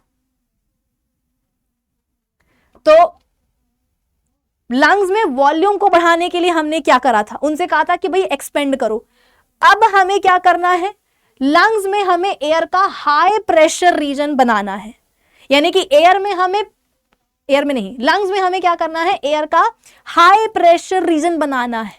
यानी कि लंग्स में हम चाहते हैं कि प्रेशर ज्यादा हो, तो प्रेशर ज्यादा करने के लिए हमें वॉल्यूम कम करनी पड़ेगी। तो बेटा लंग्स की वॉल्यूम को कम करने के लिए क्या करना पड़ेगा? लंग्स में वॉल्यूम को कम करने के लिए हम बोलेंगे कि भैया लंग्स जो तुमने एक्सपेंड किया था ना, अब तुम वापस से क्या हो जाओ, अपने ओरिजिनल साइज में आ जाओ। ये मत बोला कि मैम पहले एक्सपेंड किया था लंग्स ने तो अब वो कॉन्ट्रैक्ट करेंगे। बेटा कॉन्ट्रैक्ट नहीं होता है। जब लंग्स एक्सपेंड करते हैं तो वॉल्यूम बढ़ जाती है, और जब लंग्स वापस से अपने ओरिजिनल साइज और शेप से साइज में आते हैं तो वॉल्यूम कम हो जाती है। तो कॉन्ट्रैक्ट नहीं होगा, वो अपने ओरिजिनल साइज में वापस आ जाएंगे। ठीक है, तो यहां पर मैं लिख देती हूं कि लंग्स में एयर का हाई प्रेशर रीजन बनाने के लिए वॉल्यूम यहां पर हमें कम करनी पड़ेगी। वॉल्यूम यहां पर हमें कम करनी पड़ेगी, और वॉल्यूम को कम करने के लिए हम क्या करेंगे? वॉल्यूम को कम करने के लिए हम लंग्स को बोलेंगे कि लंग्स क्या करो, बैक टू ओरिजिनल शेप आ जाओ, साइज आ जाओ, sorry, back to original size, वापस से अपने ओरिजिनल साइज में आ जाओ। ठीक है, जो रिपकेज का बेटा यूएफओ मूवमेंट हुआ था, देखो सबसे पहले हमने क्या करा था, हमने ना जब हम इंस्पायरेशन कर रहे थे, जब हमें एयर को सराउंडिंग से लंग्स के अंदर लेकर के आना था, तो हमने क्या करा था, थोरैसिक कैविटी की वॉल्यूम बढ़ाई थी। कैसे बढ़ाई थी? डायफ्राग्म कॉन्ट्रैक्ट करके नीचे चला गया था, रिपकेज का यूएफओ मूवमेंट हो गया था, तो थोरैसिक भाई जगह बन गई, तो थोरैसिक कैविटी की वॉल्यूम बढ़ गई थी।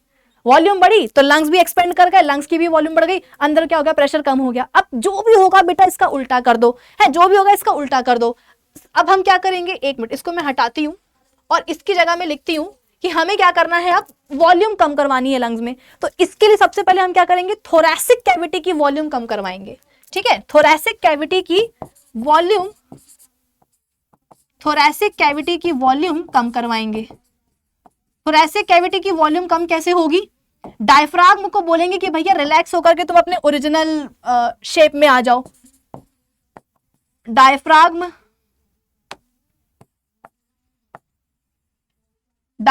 जो है बेटा रिलैक्स करेगा and comes to original shape. ठीक है, इंस्पायरेशन के टाइम पर वो कॉन्ट्रैक्ट होकर के ऐसा शेप होता है उसका ओरिजिनली डायफ्राग्म का। ठीक है, और इंस्पायरेशन के टाइम पे क्योंकि थोरैसिक कैविटी की वॉल्यूम बढ़ानी थी तो ये कॉन्ट्रैक्ट होकर के ऐसे नीचे चला गया था, फ्लैट हो गया था। अब बोलेंगे कि भैया वापस आ जाओ, तो ये रिलैक्स होकर के क्या होगा, ये वापस से अपने ओरिजिनल शेप में आ जाएगा। ठीक है, उसके बाद में जो रिपकेज है उसका हम मूवमेंट करवाएंगे। कैसा मूवमेंट करवाएंगे? तो यहां पर जो मूवमेंट करवाया था इसका बिल्कुल उल्टा, इसका बिल्कुल उल्टा, है ना। इंस्पायरेशन के टाइम पे रिपकेज कहां गए थे, अपवर्ड्स, फॉरवर्ड्स एंड आउटवर्ड्स गए थे। एक्सहेलेशन के टाइम पे यानी कि जब हमें सांस छोड़नी है, एक्सपिरेशन के टाइम पे हम क्या करेंगे, रिपकेज को बोलेंगे कि अब बिल्कुल उसका उल्टा करो, मतलब कि डाउनवर्ड्स आ जाओ। ठीक है, डाउनवर्ड्स आ जाओ, बैकवर्ड्स आ जाओ एंड इनवर्ड्स आ जाओ। नीचे आ जाओ, पीछे की तरफ आ जाओ, अंदर की तरफ आ जाओ। डाउनवर्ड मतलब नीचे, बैकवर्ड मतलब पीछे, इनवर्ड मतलब अंदर की तरफ। तो हम रिपकेज को बोलेंगे कि रिपकेज अब तुम नीचे की तरफ आ जाओ, पीछे आ जाओ और अंदर की तरफ आ जाओ। तो डायफ्राग्म जो है वो पहले कॉन्ट्रैक्टेड था, रिलैक्स होकर के वो दोबारा से डोम शेप का बन गया। रिपकेज को बोला यूएफओ का उल्टा करो, downwards, backwards, inwards movement show करो। तो रिपकेज भी क्या होगा बेटा, वापस से ऐसा आ गया। तो अल्टीमेटली क्या होगा, थोरैसिक कैविटी की वॉल्यूम कम हो जाएगी। थोरैसिक कैविटी की वॉल्यूम कम हो गई तो लंग्स बोलेंगे कि भाई हम भी क्या करते हैं, वापस से अपने ओरिजिनल शेप में आ जाते हैं। ठीक है, इससे क्या होगा, लंग्स अपने ओरिजिनल शेप में आ जाएंगे, साइज में आ जाएंगे, सॉरी ओरिजिनल साइज में आ जाएंगे।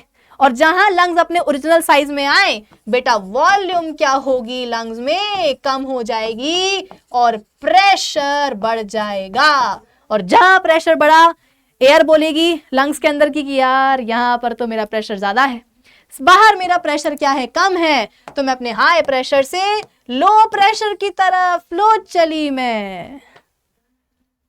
ठीक है, तो एक्सपायरेशन और एक्सहेलेशन, हाई प्रेशर रीजन से लो प्रेशर रीजन की तरफ एयर को जाना होता है। तो लंग्स में बेटा एयर का हाई प्रेशर रीजन क्रिएट कैसे करते हैं? लंग्स की वॉल्यूम को कम करके। लंग्स की वॉल्यूम कैसे कम होगी? जब हम थोरैसिक कैविटी की वॉल्यूम कम करेंगे। कैसे करेंगे थोरैसिक कैविटी की वॉल्यूम? सबसे पहले डायफ्राग्म को बोलेंगे कि भैया तुम बहुत रह लिए कॉन्ट्रैक्टेड, अब जो है वापस से रिलैक्स होकर के ऊपर आ जाओ, तो ये रिलैक्स होकर के ऊपर आ जाएगा।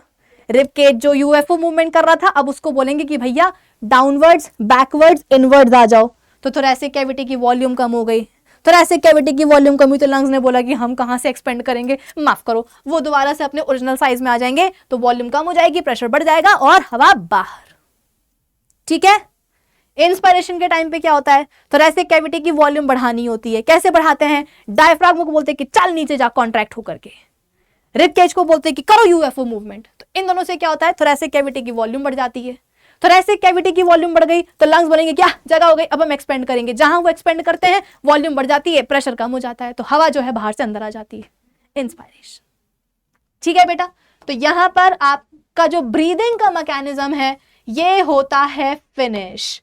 यहां पर देखो, यहां पर आपको इनहेलेशन और एक्सहेलेशन ही बताया जा रहा है। देखो इनहेलेशन में आपको क्लियरली यहां पर लंग्स एक्सपेंड होते हुए दिख रहे होंगे, थोरैसिक कैविटी की वॉल्यूम यहां पर आपको ज्यादा दिख रही होगी। और जब अपन एक्सहेल कर रहे हैं तो देखो लंग्स भी थोड़े से ऐसे सिकुड़े से दिख रहे हैं, थोरैसिक कैविटी की वॉल्यूम भी यहां पर आपको कम दिख रही है। Isn't it? चलो अब बात करते हैं कि भैया आ गई, इनहेल कर लिया है, इनहेल कर लिया है हमने, इनहेल कर लिया है हमने यार, अब क्या करें इससे ज्यादा? तो देखो मैं बताती हूं। जब हम इनहेल करते हैं बेटा, ठीक है, एयर आ गई लंग्स में, है ना, अब आगे क्या होगा? ब्रीदिंग देख लिया हमने, ठीक है, आगे क्या होगा अब वो देखो। नोस्ट्रल से देखो, पहली बात तो एयर का पैसेज क्या होता है रेस्पिरेटरी सिस्टम में वो देख लो। नोस्ट्रल से कहां आई? नेजल कैविटीज में, नेजल कैविटीज से फेरिंग्स में, फेरिंग्स से कहां? ट्रैकिया में, ट्रैकिया से कहां? दोनों ब्रोंकाई में, दोनों ब्रोंकाई से अल्टीमेटली हवा कहां जाती है? लंग्स के अंदर जाती है, लेकिन लंग्स के अंदर भी कहां? देखो तो प्राइमरी ब्रोंकाई से सेकेंडरी ब्रोंकाई, सेकेंडरी ब्रोंकाई से टर्शरी, टर्शरी से ब्रोंकियोल्स, ब्रोंकियोल से टर्मिनल ब्रोंकियोल्स, टर्मिनल ब्रोंकियोल से एल्वियोलर डक्ट्स, और अल्टीमेटली हवा कहां आ गई बच्चों? अल्टीमेटली हवा आ गई है एल्वियोलाई के अंदर। यहां देखो, अब ये रहा तुम्हारा एक एल्वियोलस। देखो 300 मिलियन एल्वियोलाई होते हैं हमारे हर, मतलब दोनों लंग्स में मिला करके। तो मैं हर एक लंग, हर एक एल्वियोलस को तो यहाँ पे मैं बनाऊंगी नहीं, एक एल्वियोलस के बारे में बता रही हूं, मान के चलना कि बाकी एल्वियोलाई की भी कहानी वही होती है। ठीक है। देखो तो ये है तुम्हारा एक एल्वियोलस,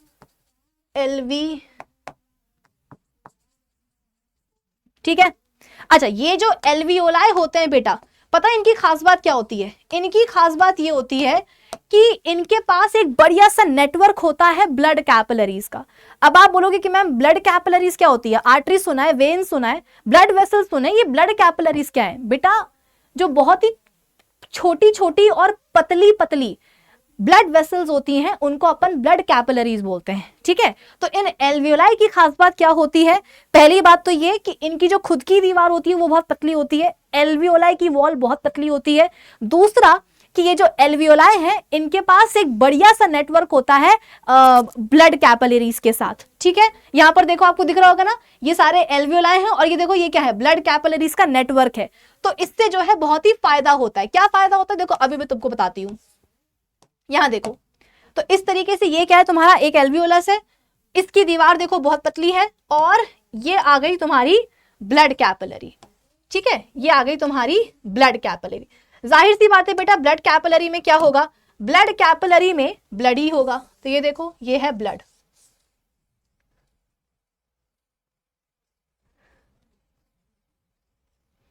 ठीक है, यह है तुम्हारा ब्लड। इनफैक्ट इसको मुझे थोड़ा सा ऐसे ऐसे बनाना चाहिए।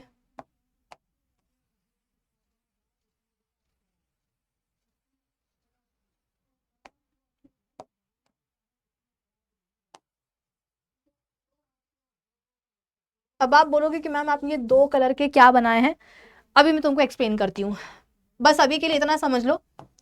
ये है एल्वियोलस, ये है तुम्हारी blood capillary, this is blood capillary. ठीक है। और इसके अंदर ये क्या फ्लो हो रहा है? ये हो रहा है ब्लड फ्लो, ठीक है। अब सुनो, इसके अंदर क्या है, एल्वियोलाई के अंदर क्या है भाई, हमने देखा ना कि हमने इनहेल किया है तो अल्टीमेटली एयर कहाँ आ गई है, लंग्स के अंदर आ गई है, कहाँ आ गई है, एल्वियोलाई के अंदर। ये जितने भी आपको दिख रहे हैं ना बेटा एल्वियोलाई, जितने भी आपको दिख रहे हैं ये एल्वियोलाई, इन सब में क्या आ गई है, हवा आ गई है, एयर आ गई है, ठीक है। तो ये आ गई है अंदर हवा, ये आ गई है अंदर हवा। हवा में भी हमें स्पेसिफिकली बात किससे करनी है बेटा, हवा में भी हमें स्पेसिफिकली बात करनी है ऑक्सीजन से। हवा में तो बहुत सारी गैसेस हैं, हमें सबसे बात थोड़ी करनी है, हमें बात करनी है ऑक्सीजन एंड कार्बन डाइऑक्साइड, ठीक है। अब यहां पर देखो, ये जो एयर आई है अभी एल्वियोलाई में, इस एयर में, ये कलर तुमको दिख रहा है ना, इस एयर में बच्चों ऑक्सीजन का कॉन्सेंट्रेशन ज्यादा है और कार्बन डाइऑक्साइड का कॉन्सेंट्रेशन कम है। भाई जो हम सांस लेते हैं बेटा, जो हम एयर इनहेल करते हैं उसको हम फ्रेश एयर बोलते हैं। फ्रेश एयर क्यों, क्योंकि जो हमने एयर इनहेल करी है उसमें ऑक्सीजन का कॉन्सेंट्रेशन ज्यादा होता है, कार्बन डाइऑक्साइड गैस का कॉन्सेंट्रेशन कम होता है, ठीक है। तो इस एल्वियोलस में जितने, मतलब हमारे दोनों लंग्स में जो 300 मिलियन एल्वियोलाई हैं बेटा, उन सभी में क्या होता है, एयर आती है जब हम इनहेल करते हैं, ठीक है। तो 300 मिलियन एल्वियोलाई में जो एयर आती है, उस एयर की खास बात क्या होती है कि उसमें ऑक्सीजन कॉन्सेंट्रेशन ज्यादा है, कार्बन डाइऑक्साइड का कॉन्सेंट्रेशन कम होता है। ऑलराइट, देखो अब क्या हुआ, हर एक एल्वियोलस के कांटेक्ट में ऐसी बढ़िया सी ब्लड कैपिलरी होती है जिसमें कि ब्लड फ्लो कर रहा होता है। अब इनिशियली जो ब्लड फ्लो कर रहा होता है इस कैपिलरी में, इस ब्लड की खास बात क्या होती है कि इसमें कार्बन डाइऑक्साइड का कॉन्सेंट्रेशन ज्यादा होता है और ऑक्सीजन का कॉन्सेंट्रेशन कम होता है। भूलना नहीं है कि एयर, ऐसा रखो कि जो हवा अंदर हमने ली है दैट इज फ्रेश, तो एल्वियोलाई में जो हवा आई है वो फ्रेश है, मतलब उसमें ऑक्सीजन ज्यादा है, कार्बन डाइऑक्साइड कम है। और हमारे ब्लड में, हमारी ब्लड कैपिलरीज में जो ब्लड अभी फ्लो कर रहा है, जो एल्वियोलाई के लेवल पर आया है, उसमें कार्बन डाइऑक्साइड गैस का कॉन्सेंट्रेशन ज्यादा है और ऑक्सीजन का क्या है, कम है। तो डिफ्यूजन अपन ने पढ़ा है क्लास 9th में कि गैसेस कहां से कहां जाती हैं, अपने हाई कॉन्सेंट्रेशन रीजन से लो कॉन्सेंट्रेशन रीजन की तरफ जाती है कि नहीं जाती हैं गैसेस। तो एल्वियोलस के अंदर जो हवा है, हवा में जो ऑक्सीजन है, वो बोलेगी कि अरे अरे अरे अरे मैं तो जहां हूं वहां पर मेरा कॉन्सेंट्रेशन ज्यादा है, सामने जो कैपिलरी में जो ब्लड फ्लो कर रहा है उसमें मेरा कॉन्सेंट्रेशन कम है, तो मैं अपने हाई कॉन्सेंट्रेशन से लो कॉन्सेंट्रेशन में जाऊंगी। और एग्जैक्टली यही होगा बेटा, एल्वियोलाई के अंदर जो हवा भरी होती है उसमें जो ऑक्सीजन होती है, एल्वियोलाई में उसका कॉन्सेंट्रेशन ज्यादा होता है, ब्लड कैपिलरीज में जो ब्लड फ्लो कर रहा होता है उसमें ऑक्सीजन का कॉन्सेंट्रेशन कम होता है। सो बाय डिफ्यूजन की प्रोसेस एल्वियोलाई में जो ऑक्सीजन होती है हवा में, या ऐसे बोलो कि एल्वियोलाई के अंदर एयर में जो ऑक्सीजन होती है वो अपने हाई कॉन्सेंट्रेशन से लो कॉन्सेंट्रेशन में आ जाती है, यानी कि वो एल्वियोलाई से निकल करके कहां आ जाएगी, वो आ जाएगी ब्लड में। हमेशा ध्यान रखना गैसेस का फ्लो कहां से कहां होगा, हाई कॉन्सेंट्रेशन से लो कॉन्सेंट्रेशन। तो एल्वियोलाई के अंदर जो हवा आई है, हवा में आप बोल सकते हो कि जो ऑक्सीजन है उसका कॉन्सेंट्रेशन ज्यादा है, और जो कैपिलरी में जो ब्लड फ्लो कर रहा है उस ब्लड में ऑक्सीजन का कॉन्सेंट्रेशन कम है। एल्वियोलाई की एयर में ऑक्सीजन ज्यादा है, कैपिलरी के ब्लड में ऑक्सीजन कम है। तो एल्वियोलाई की जो ऑक्सीजन होगी वो निकल करके कहां आ जाएगी, ब्लड में आ जाएगी। इसका उल्टा ऐसे कुछ होगा कार्बन डाइऑक्साइड के साथ। ब्लड जो कैपिलरी में फ्लो कर रहा है बेटा, उसमें जो कार्बन डाइऑक्साइड गैस बोलेगी कि अरे अरे अरे अरे मैं तो जहां पर हूं वहां पर मेरा कॉन्सेंट्रेशन ज्यादा है, लेकिन सामने जो एल्वियोलाई हैं इनमें जो हवा है, इस हवा में तो मेरा कॉन्सेंट्रेशन कम है, तो मुझे भी अपने हाई कॉन्सेंट्रेशन से लो कॉन्सेंट्रेशन जाना पड़ेगा ना। इसका मतलब कैपिलरी में जो ब्लड फ्लो कर रहा है बेटा, उस ब्लड में जो कार्बन डाइऑक्साइड गैस है वो गैस अपने हाई कॉन्सेंट्रेशन से लो कॉन्सेंट्रेशन में चली जाएगी, यानी कि ब्लड से निकल करके कहां आ जाएगी, एल्वियोलाई में जो हवा भरी हुई है ना उसमें चली जाएगी। तो यहाँ पर देखो एक्सचेंज हुआ फिर से गैसेस का। अरे गैसेस का एक्सचेंज हुआ कि नहीं हुआ? इसको अपन बोलते हैं एक्सटर्नल रेस्पिरेशन। सेलुलर नहीं, इसको अपन बोलते हैं एक्सटर्नल रेस्पिरेशन। एक्सटर्नल रेस्पिरेशन किसके लेवल पर हो रहा है, किसके बीच में हो रहा है? तो एल्वियोलाई एंड ब्लड के बीच में हो रहा है। कौन? External respiration. ठीक है, तो एल्वियोलाई और ब्लड के लेवल पर जो गैसेस का एक्सचेंज होता है उसे हम बोलते हैं एक्सटर्नल रेस्पिरेशन। कि जो एल्वियोलाई में हवा आई है उसमें ऑक्सीजन ज्यादा है, ब्लड में ऑक्सीजन कम है। तो एल्वियोलाई में जो हवा है, हवा में जो ऑक्सीजन है वो अपने हाई कॉन्सेंट्रेशन से लोअर कॉन्सेंट्रेशन में आ जाएगी। एल्वियोलाई से निकल करके कहाँ आ जाएगी? ब्लड में आ जाएगी। ब्लड में कार्बन डाइऑक्साइड ज्यादा है और एल्वियोलाई में जो हवा है उसमें कार्बन डाइऑक्साइड कम है। तो ब्लड की जो कार्बन डाइऑक्साइड है वो अपने हाई कॉन्सेंट्रेशन से लो कॉन्सेंट्रेशन में जाएगी, यानी कि ब्लड से निकल करके कहाँ चली जाएगी? वो एल्वियोलाई की हवा में चली जाएगी।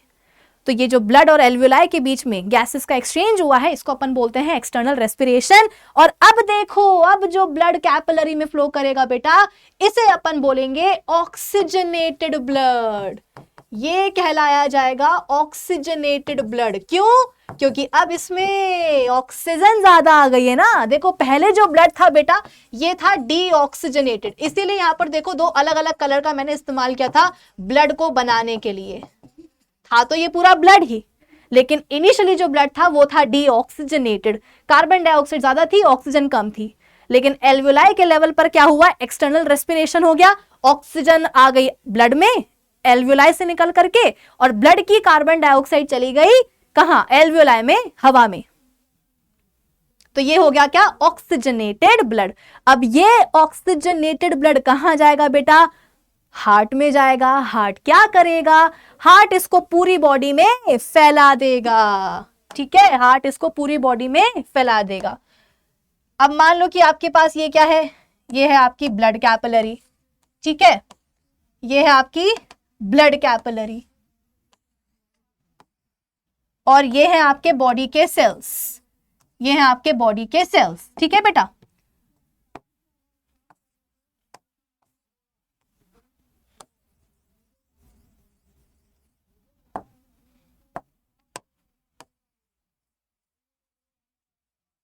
ये है कैपिलरी, दिस इज कैपिलरी। अब आप बोलोगे कि मैम कैपिलरी क्या कर रही है? तो बेटा कैपिलरी तो होती है जो तुम्हारे बॉडी के सेल्स तक ब्लड को लेकर के जाती हैं। ठीक है, ये तुम्हारे बॉडी सेल्स हैं, ये तुम्हारे बॉडी सेल्स हैं, ये तुम्हारी क्या हो गई? कैपिलरी हो गई। और इसमें देखो ब्लड फ्लो कर रहा है। ठीक है, this is blood, this is blood. चलो अब देखो ये तुम्हारे बॉडी के सेल्स हैं। पेन ही बार बार हाथ से छूट रहा है, क्या नाटक है। चलो अब यहां देखो, सेल्स के अंदर बेटा देखो क्या हुआ?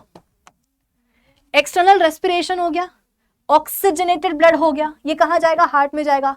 हार्ट क्या करेगा? उसको पूरी बॉडी में फैला देगा। ठीक है, तो ये क्या है? ये है ऑक्सीजनेटेड ब्लड। ये है ऑक्सीजनेटेड ब्लड जो कि हार्ट ने भेजा है बॉडी सेल्स के पास। ठीक है, अब इस ऑक्सीजनेटेड ब्लड की खास बात क्या है? अभी अभी अपन ने पढ़ी कि इसमें ऑक्सीजन का कॉन्सेंट्रेशन ज्यादा है और कार्बन डाइऑक्साइड गैस का कॉन्सेंट्रेशन क्या है? कम है ना। कार्बन डाइऑक्साइड कम है, ऑक्सीजन का कॉन्सेंट्रेशन बहुत ज्यादा है। ऐसा नहीं कि कार्बन डाइऑक्साइड होगी नहीं, होगी, कम होगी, लेकिन ऑक्सीजन बहुत ज्यादा होगी। ठीक है, तो ये आ गया यहां पर जो ब्लड का ऑक्सीजनेशन हुआ था, यही ऑक्सीजनेटेड ब्लड हार्ट के थ्रू कहां आ जाएगा? तुम्हारे बॉडी सेल्स के पास आ जाएगा। ठीक है, अब देखो इस ऑक्सीजनेटेड ब्लड की खास बात क्या है? ऑक्सीजन ज्यादा है इसमें और कार्बन डाइऑक्साइड गैस का कॉन्सेंट्रेशन इसमें कम है। ठीक है, अब क्या होगा? तुम्हारी ये जो बॉडी के सेल्स हैं इनमें बेटा ऑक्सीजन की कमी है, इनमें ऑक्सीजन की कमी है और इनमें कार्बन डाइऑक्साइड गैस बहुत ज्यादा है। आप बोलोगे कि ma'am carbon dioxide gas cells के अंदर ज्यादा कैसे हो गई? तो बेटा ये सेलुलर रेस्पिरेशन करके बैठे हैं ना, ये सेलुलर रेस्पिरेशन करके बैठे हैं। ग्लूकोज आया था सेल्स के अंदर, ऑक्सीजन आई थी, माइटोकॉन्ड्रिया में गए, ऑक्सीजन ने क्या करा, तोड़ दिया ग्लूकोज को पायरुवेट में, मतलब पहले साइटोप्लाज्म में थे तो ऑक्सीजन ने तोड़ दिया ग्लूकोज को किसमें, पायरुवेट में। पायरुवेट कहाँ गया, माइटोकॉन्ड्रिया के अंदर, ऑक्सीजन भी गई माइटोकॉन्ड्रिया के अंदर और तोड़ दिया, कार्बन डाइऑक्साइड गैस बन गई, पानी बन गया, एनर्जी बन गई। तो सेलुलर रेस्पिरेशन क्योंकि सेल्स करके बैठे हैं, इसीलिए सेल्स में ऑक्सीजन कम है क्योंकि ऑलरेडी वो रेस्पिरेशन में यूज हो गई, और क्योंकि सेलुलर रेस्पिरेशन हुआ एरोबिक वाला तो कार्बन डाइऑक्साइड गैस बन गई, इसलिए तुम्हारे बॉडी सेल्स में कार्बन डाइऑक्साइड ज्यादा है और ऑक्सीजन का कॉन्सेंट्रेशन कम है।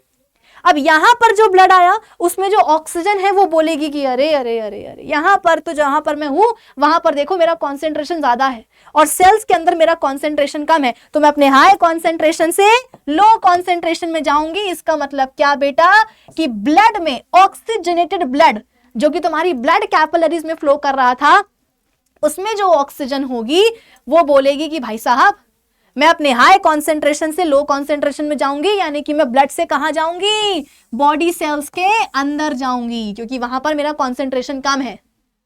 और वहीं सेल्स के अंदर जो कार्बन डाइऑक्साइड गैस होगी वो बोलेगी कि अरे अरे अरे मैं तो जहां पर हूं वहां पर मेरा कॉन्सेंट्रेशन ज्यादा है, जो सामने ब्लड बह रहा है ब्लड कैपिलरी में वहां पर मेरा कॉन्सेंट्रेशन कम है, तो मैं भी अपने हाई कॉन्सेंट्रेशन से लो कॉन्सेंट्रेशन में जाऊंगी, यानी कि दोनों सेल्स में जो कार्बन डाइऑक्साइड गैस है वो निकल करके कहां आ जाएगी, ब्लड के अंदर आ जाएगी। तो देखो यहां पर क्या हुआ, ब्लड और सेल्स के बीच में गैसेस का एक्सचेंज हुआ। यहां पर बेटा एल्वियोलाई और ब्लड के बीच में क्या था, गैसेस एक्सचेंज हो रहा था कि एल्वियोलाई से ऑक्सीजन अंदर आ रही थी ब्लड में और ब्लड में जो कार्बन डाइऑक्साइड गैस थी वो एल्वियोलाई में जा रही थी, तो इसको अपन ने एक्सटर्नल रेस्पिरेशन बोला था। यहां पर भी गैसेस एक्सचेंज हो रहा है ब्लड और बॉडी सेल्स के बीच में कि ब्लड में ऑक्सीजन ज्यादा है सेल्स में कम है, तो ब्लड की ऑक्सीजन कहां आ जाएगी, सेल्स के अंदर आ जाएगी। सेल्स में कार्बन डाइऑक्साइड गैस ज्यादा है और ब्लड में कम है कार्बन डाइऑक्साइड, तो सेल्स की जो कार्बन डाइऑक्साइड है वो कहां चली जाएगी, सेल्स की कार्बन डाइऑक्साइड गैस ब्लड में चली जाएगी।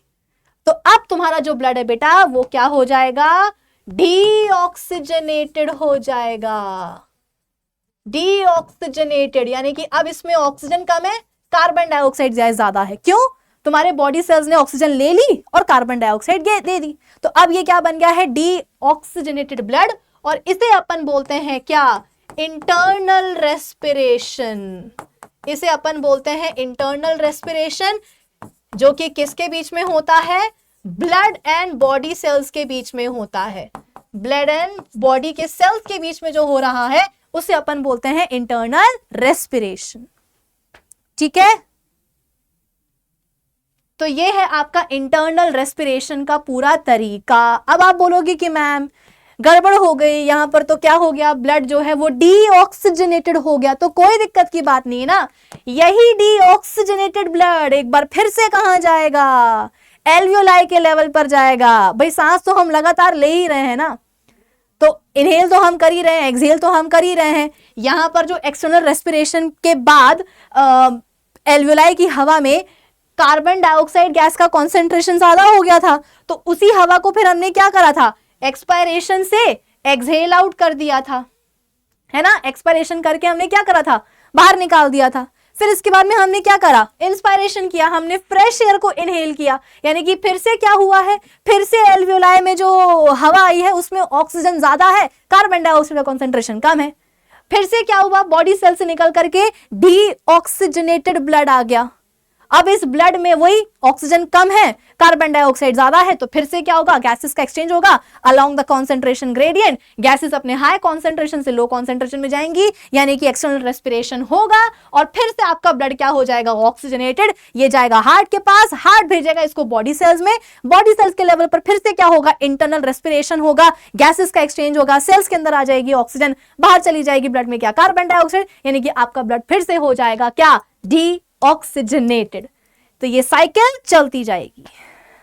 ठीक है, अब एक आखिरी चीज जो मुझे आपको पढ़ानी है, आपकी एनसीईआरटी की लाइन बेटा, ये बहुत बहुत ज्यादा जरूरी है आप सभी के लिए। जब बॉडी साइज एनिमल्स का बहुत बड़ा होता है तो डिफ्यूजन प्रेशर इनफ नहीं होता है ऑक्सीजन को डिलीवर करने के लिए। ये आपने बोला कि मैम आ तो गई है ऑक्सीजन एल्वियोलाई में, ब्लड में भी आ गई है, अब डिफ्यूजन से क्या होगा, वो पूरी बॉडी में फैलती जाएगी। बेटा एनिमल बहुत बड़े बड़े होते हैं, साइज बहुत बड़ा है, तो सिंपल डिफ्यूजन के थ्रू अगर तुम ऑक्सीजन को हर एक बॉडी सेल तक भेजोगे तो दिक्कत हो जाएगी। इंस्टेड रेस्पिरेटरी पिगमेंट्स क्या करते हैं, ऑक्सीजन को लेकर के जाते हैं from air in the lungs and carry it to tissues, मतलब लंग्स में जो आप बोल सकते हो कि जो ऑक्सीजन आई है उसको हर एक बॉडी सेल टिश्यू के पास लेकर के जाने का काम किसका होता है, रेस्पिरेटरी पिगमेंट्स का। ठीक है, जो कि डेफिशिएंट होते हैं ऑक्सीजन के लिए, मतलब वही tissues. In human beings respiratory pigment क्या होता है, हीमोग्लोबिन। जरा सोचो कि ब्लड के थ्रू ही बेटा ये गैसियस एक्सचेंज क्यों हो रहा है, क्योंकि ब्लड में होते हैं क्या, आरबीसीज यानी कि रेड ब्लड सेल्स, और आरबीसीज में कौन होते हैं, उन आरबीसीज में होता है पिगमेंट हीमोग्लोबिन। हीमोग्लोबिन की एफिनिटी ऑक्सीजन के लिए बहुत ज्यादा होती है, यानी कि हीमोग्लोबिन को ऑक्सीजन से बहुत प्यार होता है। तो पता है हीमोग्लोबिन क्या करता है, हीमोग्लोबिन बोलता है कि आओ ऑक्सीजन, यानी कि उसका हाथ पकड़ता है और उसको हर एक बॉडी सेल तक डिलीवर करने का काम करता है। तो सिंपल डिफ्यूजन प्रेशर से ऑक्सीजन को हम डिफरेंट टिश्यूज और सेल्स तक नहीं भेज सकते हैं, एक्स्ट्रा हेल्प सपोर्ट की हमें जरूरत होती है, जो कि हमें प्रोवाइड करते हैं कौन, रेस्पिरेटरी पिगमेंट। वो रेस्पिरेटरी पिगमेंट कौन होता है बच्चों, हीमोग्लोबिन। ठीक है, so instead respiratory pigments take up oxygen from the air. Human beings में वो पिगमेंट कौन होता है, haemoglobin, which has a very high affinity for oxygen, right. This pigment is present in the RBCs. Carbon dioxide, अच्छा इसीलिए क्या होता है बेटा, ऑक्सी हीमोग्लोबिन बनता है, मतलब ब्लड आ गई, ब्लड में ऑक्सीजन आ गई, और ब्लड में क्या है, आरबीसीज है, आरबीसीज के अंदर क्या है, हीमोग्लोबिन है। हीमोग्लोबिन क्या करेगा, ऑक्सीजन का हाथ पकड़ेगा और उसको हर एक बॉडी सेल तक क्या करेगा, डिलीवर करेगा। तो आप बोलोगे कि मैम उस तरीके से तो कार्बन डाइऑक्साइड गैस को भी हीमोग्लोबिन को ही ट्रांसपोर्ट करवाना चाहिए, वो नहीं होता है, क्योंकि जो कार्बन डाइऑक्साइड गैस है बेटा वो ज्यादा सोलेबल होती है वाटर में एज कंपेयर टू ऑक्सीजन, इसलिए इसका जो ट्रांसपोर्टेशन है हमारे ब्लड में कैसे होता है, डिसॉल्व्ड फॉर्म में होता है, यानी कि प्लाज्मा के थ्रू होता है। ठीक है, तो इस तरीके से रेस्पिरेशन का जो टॉपिक है मुन्नो, वो हम करते हैं खत्म। आज के लेक्चर के लिए इतना ही। ह्यूमन बींग्स में रेस्पिरेशन की प्रोसेस कैसे होती है, ब्रीदिंग का मैकेनिज्म क्या है, गैसियस एक्सचेंज क्या होता है, एक्सटर्नल रेस्पिरेशन, इंटरनल रेस्पिरेशन, ये पूरा मैंने आपको आज एक्सप्लेन कर दिया है। तो आज के सेशन के लिए बस इतना ही। अब हम मिलेंगे अगले सेशन में, जहां पर हम प्लांट्स में देखेंगे रेस्पिरेशन की प्रोसेस को, और जो हमारे जो दूसरे एनिमल्स होते हैं उनमें कैसे होता है थोड़ा बहुत वो भी डिस्कस कर लेंगे। आज के लेक्चर के लिए इतना ही, मिलते हैं अपने अगले लेक्चर में। सेशन अच्छा लगा हो तो लाइक करिएगा, शेयर करिएगा और चैनल को सब्सक्राइब भी करके जाइएगा। मिलते हैं अगले लेक्चर में, तब तक के लिए बाय बाय, टेक केयर।